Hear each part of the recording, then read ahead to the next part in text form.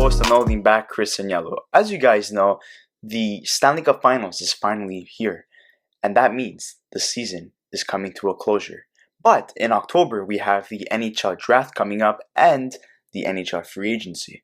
So today, I want to take the time and talk about the potential UFAs and where they might land this season. So, I'm going to start off by talking about who will re-sign with their respective teams, starting off with the Vancouver Canucks re-signing their winger Tyler Toffoli and their number one goalie Jakob Markstrom, and here's why. Tyler Toffoli's been a fantastic addition to the Vancouver Canucks. He really helped them out towards his tenure with them towards the end of the season, and as well in the playoffs. Even though he was injured and didn't play that much, he was still able to contribute. There's been a lot of talk that Brock Boeser might get moved for a guy like Matt Dumba on defense, which I would think is a horrible mistake, and they should keep their top 6 guys and, additionally add guys at depth on the 3rd and 4th line. So, moving on to Markstrom. Markstrom is the number one goalie. He deserves to sign with the Vancouver Canucks. I don't see Demko replacing him as the number one goalie right away. He showed glimpses of potentially becoming a number one goalie during the playoffs when Markstrom was suffering, but that's just not enough to decide that he's the number one goalie.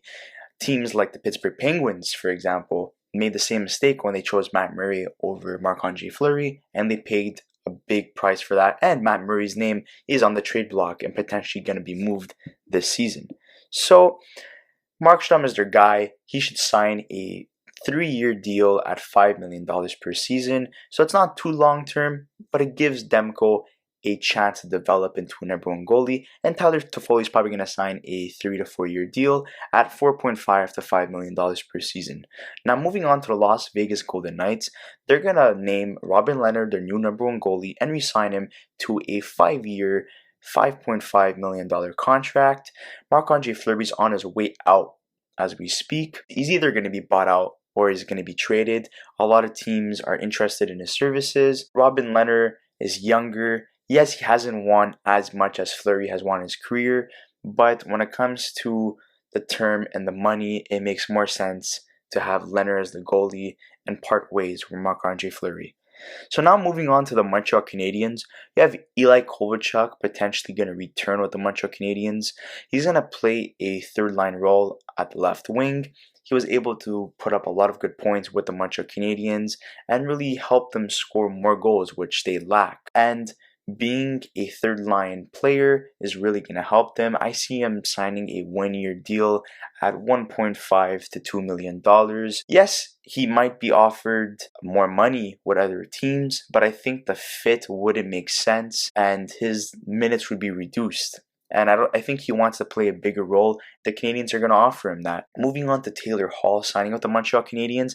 He's an elite player, which the Montreal Canadiens have been lacking for so many years. He will be on the 1st line playing wing to either Suzuki or Kotkaniemi at center, and most likely Brendan Gallagher at the right wing. And, one day we're going to see, hopefully, Cole Caulfield playing at that position on the top wing. We're going to see Taylor Hall signing a 5-year deal at $8 million per season. Montreal Canadiens have a lot of cap space, especially if they move on from Domi and Danault. That's even more money to spend. So they have the cap space. Hall is probably going to be interested with Montreal Canadiens because of the improvements they were able to make this offseason by getting Edmonton on defense, solidifying their defensive core, and getting a fringe number one goalie in Jake Allen to help up price and reduce the amount of games that he's going to play this season. So the Canadiens are more serious and there's a lot more to come.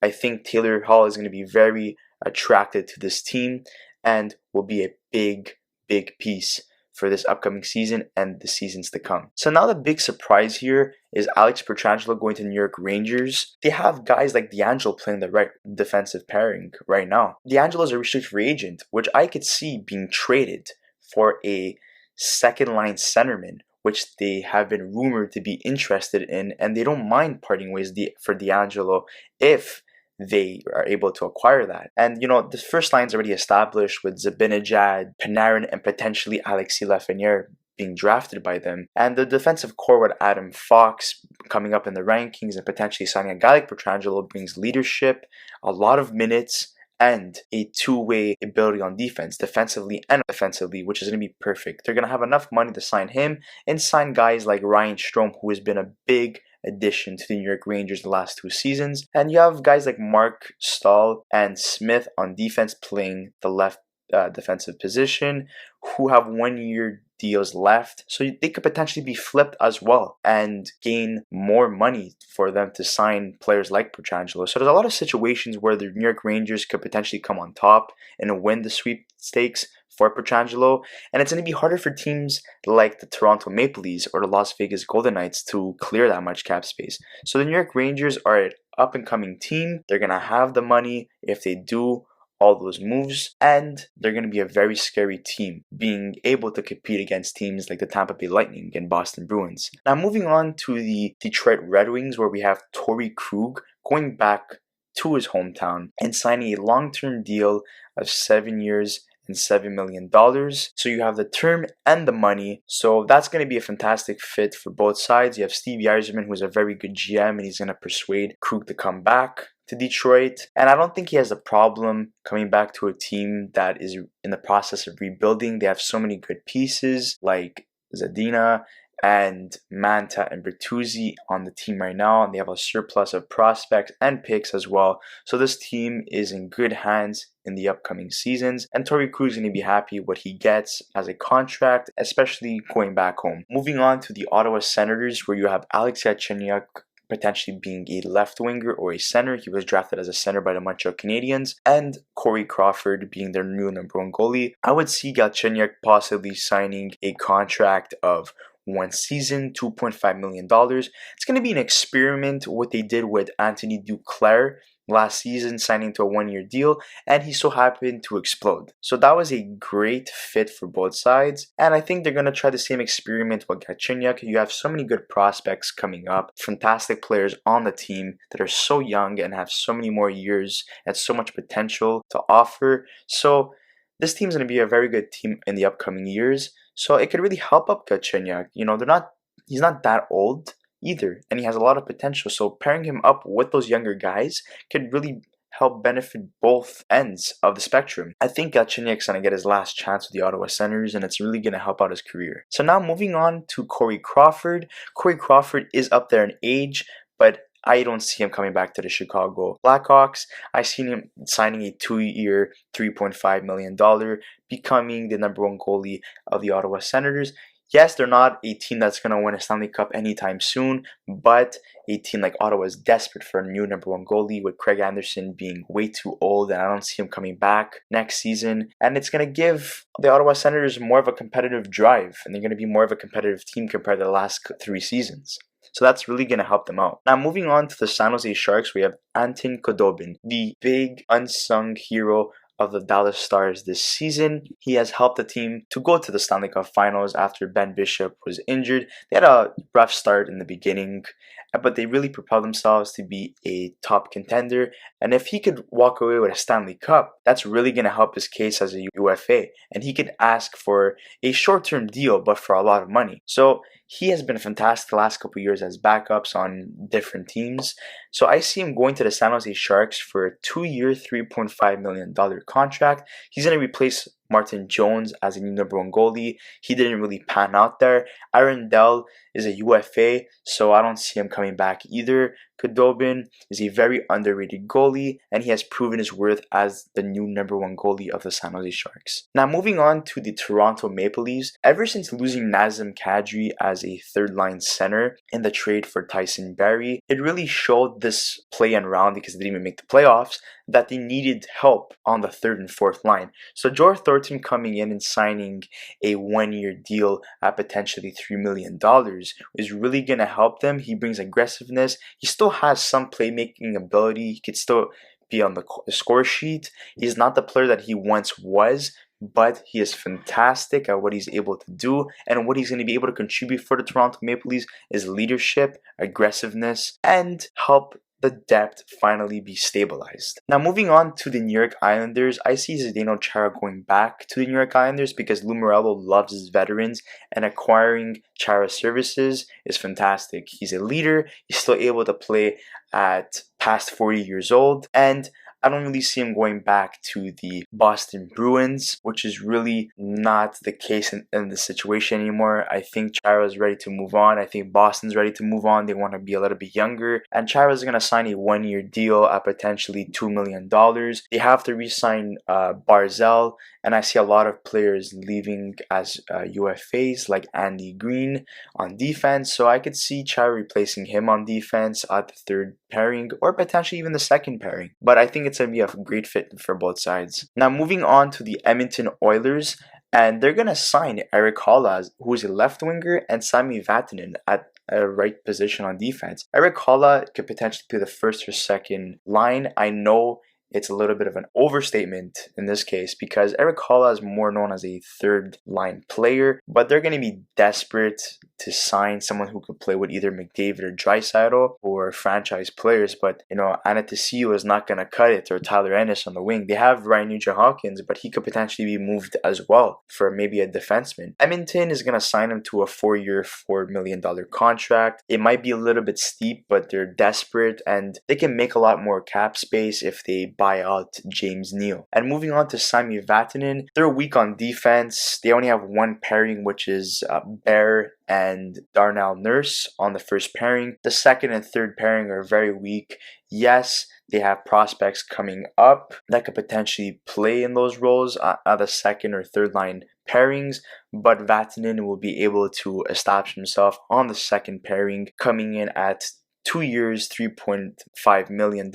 They need a top 4 defenseman. He's able to contribute. He's only 29 years old. Yes, he's had problems with injury, but he's still able to play, and they're desperate for a defenseman. They're not going to go up and sign the highest paid defensemen out there on the market, but they're going to sign someone relatively cheap and get someone of quality as well. So now moving on to the Winnipeg Jets, Mikael Granlund. They are desperate for a second line center, with Blake Wheeler, playing center a couple of times, but he's more comfortable at the wing as we've seen this season. Granlund, didn't really work out. Nashville looked really lost there. He hasn't played that good since he left the Minnesota Wild. He was able to put up 40 to 50 points per season, played very well there. So him going to the Winnipeg Jets, potentially playing with guys like Wheeler on the second line, is going to be a fantastic fit for him. It's going to help him and save his career. And I see him signing a 3-year, $4.5 million contract. And the top 6 going to be more established. And Granlund still has what it takes to contribute offensively and on the PK as well. So I think it's really going to be a good fit, especially for the players that are still on the Winnipeg Jets. Now moving on to the Colorado Avalanche, I know a lot of people are assuming that Taylor Hall is going to sign with them at a 1-year, $8 million contract. I don't think that's the case. I think he would want a lot more years, and that's why he would go to the Montreal Canadiens. So Mike Hoffman would come to the Colorado Avalanche at a shorter term, I would say 2 to 3 years, at potentially $5.5 to $6 million.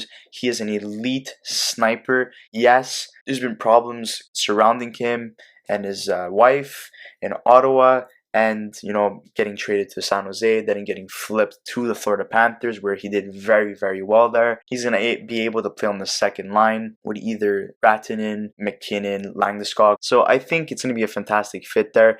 He's an elite sniper, like I said. He's going to have a lot of good qualities, a lot of good chances. He has a franchise player like Vatanen and McKinnon that's going to feed him the puck, and it's going to be fantastic for him. You're going to see a surplus of points, and you can see Colorado scoring more goals this season. Now, talking about the Boston Bruins and Brendan Dillon, he's a left-handed defenseman. They're going to lose Krug this year, and they're going to lose Chara. So I see Dillon being the replacement of Zdeno Chara, who is younger. He's going to sign a 3-year, $3.5 million contract, which is a good fit for both teams. He's not that old. He has that robust ability and that shutdown type of player that they would love to have on that team. As you guys know, the Boston Bruins are very aggressive, and having a guy like Dillon on defense is really going to help them solidify their defensive core.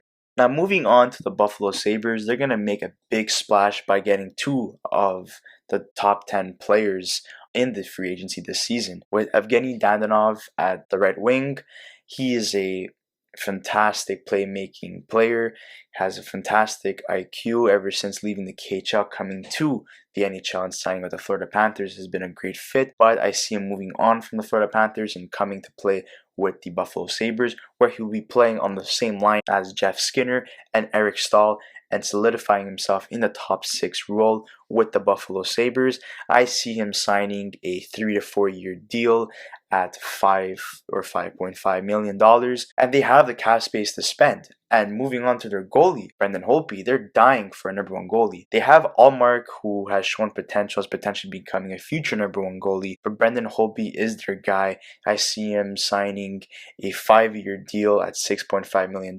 He has fell out of favor in Washington. He's not the number 1 goalie that he once was in the last 2 seasons. He's really dropped off. And then now they have Samsonov as their number 1 goalie, which is cheaper and younger. So Holtby going to Buffalo is a fantastic fit. I see Buffalo being more competitive by adding these 2 guys, and they're going to be a very scary team this season. Now moving on to the Los Angeles Kings, you have Travis Hamonic and Tyson Barrie being added at the right-handed position on defense. So you have Drew Doughty already playing on the top pairing, but you look at the second and third line pairing, and it's very weak. And yes, they have prospects, but they're not ready. And I see Los Angeles wanting to be more competitive, like the Ottawa Senators and Detroit Red Wings this season. They're in the process of rebuild, but they also want to start getting more points and being able to be a little bit more competitive. So I see Travis Hamonic signing a 3-year, $3.5 million contract. He's going to move up from the second and third line pairing. A lot of people might say it's overpriced for giving him that type of contract, but I think the Los Angeles Kings are very desperate for defense. And Tyson Barrie, he was a fantastic and elite defenseman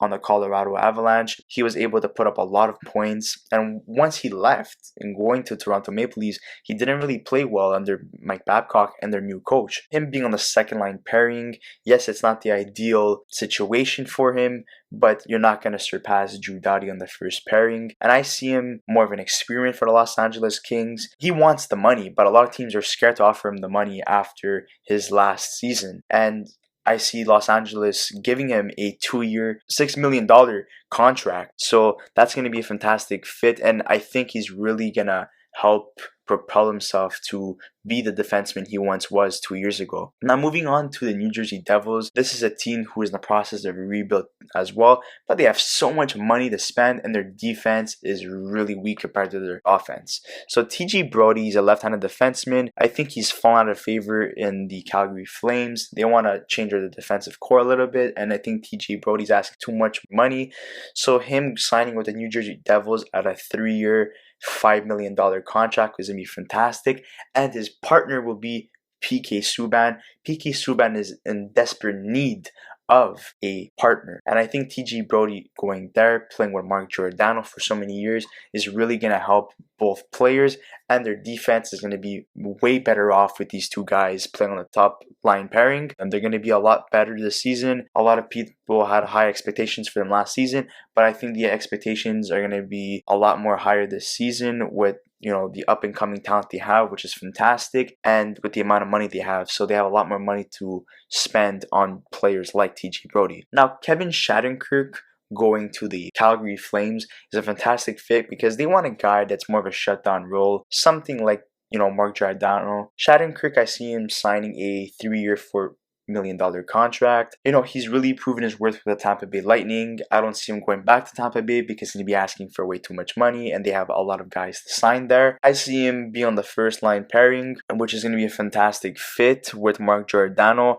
I don't think him moving on the left wing would be a problem, but I could also see him playing the second pairing as well. It really depends on where he feels comfortable playing, but I think he's proven his worth ever since leaving the New York Rangers after having a horrible stint there, and I think he has a couple more years to prove himself worthy. Now moving on to the Minnesota Wild, they have been trading a lot of centers over the last couple of years, and most recently they've traded Eric Staal for Marcus Johansson, who is a left winger. So they're in desperate need of a center. They also lost Galchenyuk, which are not interested in re-signing. So signing Namestnikov would be a good addition for them. I see him signing a 3-year deal at $3.5 million.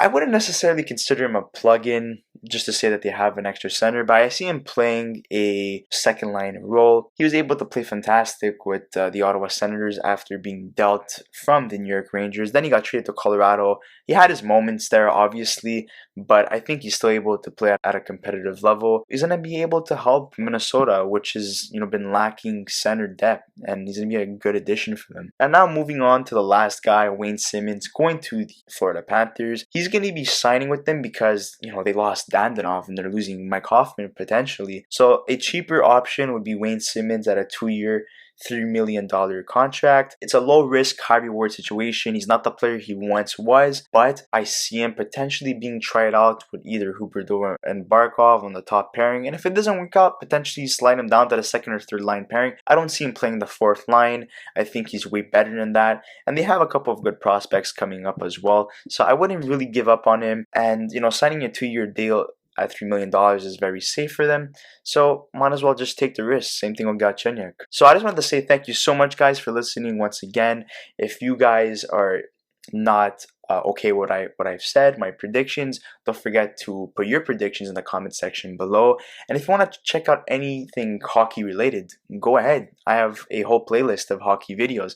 And if you guys want to check out any videos of your liking, I have so many different videos as well you guys can go check out. But for the time being, I just wanted to say thank you so much, guys, for listening once again. Don't forget to like this video and don't forget to subscribe if you are a new viewer. Thank you so much, guys. Have a good one.